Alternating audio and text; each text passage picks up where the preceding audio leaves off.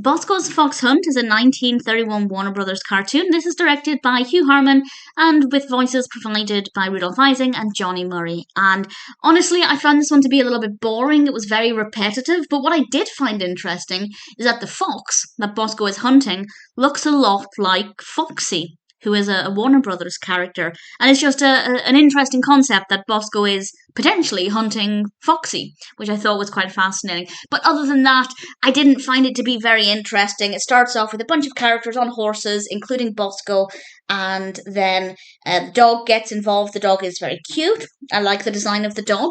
And then obviously things become problematic for Bosko and in theory funny, but I didn't find it that entertaining. And it's not just because I don't care about fox hunting, I don't really want to think about fox hunting, because there are plenty of fox hunting based cartoons that are okay, that are watchable. It's not so much that this isn't watchable, it's just that I found it to be very boring, very, very repetitive, very, very slow. I'd say in the last minute or so, things pick up and we get a bit of variety, the pacing's a little bit quicker, there's a bit more to look at, but up until that point, not a lot happens, and it's just not very interesting.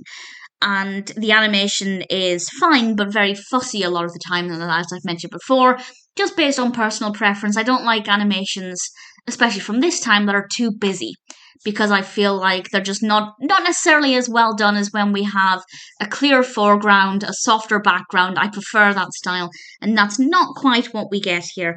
So that one's probably more of a personal preference thing, but the narrative itself is very boring.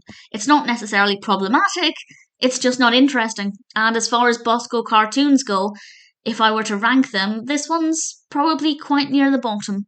Bosko's Fox Hunt is not necessarily bad, but I also wouldn't say it's a good cartoon, and personally, it's very unlikely that I'd ever watch it again.